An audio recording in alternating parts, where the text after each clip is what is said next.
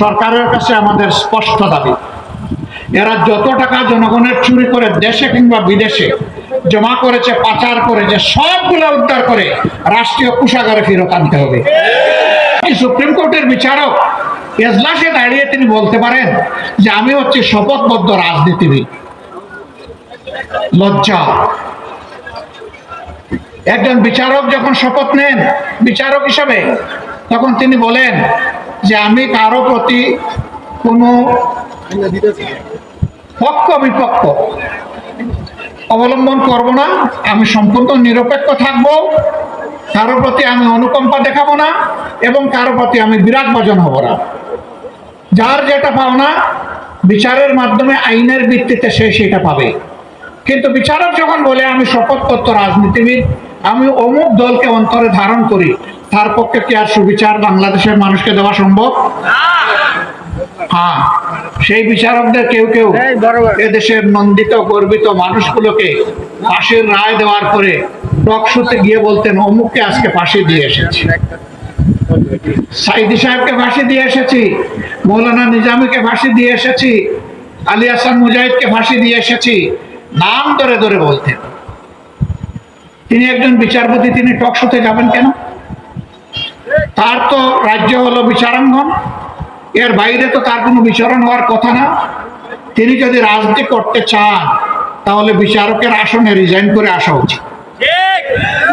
সেই রাজনীতিবিদদেরকে আমরা দেখলাম, বিচারক রাজনীতিবিদ, এই গত 5 তারিখের পরে তারা পালিয়ে গিয়ে অন্য দেশে আশ্রয় নিতে লাগলেন।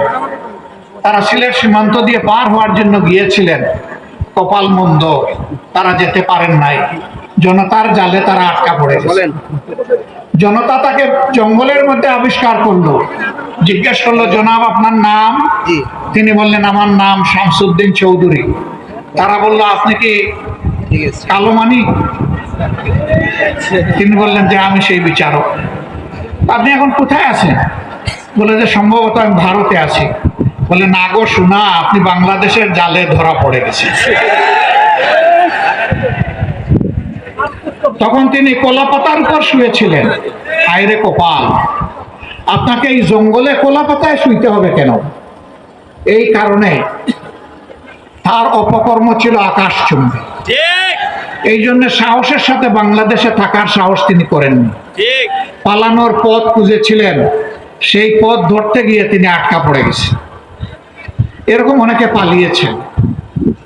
তারা পালিয়ে যাওয়ার পরে জনগণ ধারণা করেছিল এরা 15.5 বছর আমাদেরকে বড় জ্বালাতন করেছে, এখন তারা পালিয়ে গেছে, আমরা এখন স্বস্তির নিঃশ্বাস ফেলতে পারবো। কিন্তু না, তারা পালিয়ে গিয়েও দেশকে অস্থির করার জন্য মাঝে মধ্যেই উস্কানিমূলক কর্মকাণ্ড করে থাকেন। সেই রকমই একটা উস্কানি 2-1 দিন আগে তারা দিয়েছিলেন। এদেশের মানুষের হাজার হাজার মানুষ যারা খুন হলো, গুম হলো, যারা রক্তাক্ত হয়ে পঙ্গু হয়ে এখন হাসপাতালের বেডে কাতরাচ্ছে, সেই সময় আপনারা আবার উস্কানি দেন। এইটা কি বাংলাদেশের মুক্তি পাগল মানুষ সহ্য করবে? সুতরাং উস্কানির কারণে যত পরিবেশ সৃষ্টি হবে তার সমুদয় দায় উস্কানিদাতাদেরকেই নিতে হবে। প্রিয় দেশবাসী, গেল তাদের আমল, করলো ধ্বংস বাংলাদেশ, জাতিকে করলো বিভক্ত। এখন আমরা কি করতে চাই? আমরা চাই এমন একটি বাংলাদেশ আমরা গড়ে তুলবো ইনশাআল্লাহ, যদি আল্লাহ তাআলা আমাদেরকে সেই শক্তি দান করেন। যদি দেশের মানুষের ভালোবাসা এবং সমর্থনে আমরা এই দেশের মানুষের খেদমত করার, সেবা করার সুযোগ পাই, তাহলে সর্বপ্রথম আমরা হাত দিব শিক্ষা ব্যবস্থায়। কারণ আমাদের শিক্ষা হচ্ছে কিরানি তৈরির শিক্ষা, আমাদের শিক্ষা বিজ্ঞানী তৈরির শিক্ষা নয়। যার কারণে আমাদের দেশে সর্বোচ্চ শিক্ষা প্রতিষ্ঠান, বিজ্ঞান কারিগরি শিক্ষা প্রতিষ্ঠান বুয়েট, যুগের পর যুগ সেখান থেকে অনেক শিক্ষিত মানুষ বের হচ্ছেন, কিন্তু জাতিকে তারা কিছু দিতে পারেন না, ভালো একটা সুযোগ উপহার দিতে পারেন না, কারণ ওই শিক্ষার ব্যবস্থা নেই।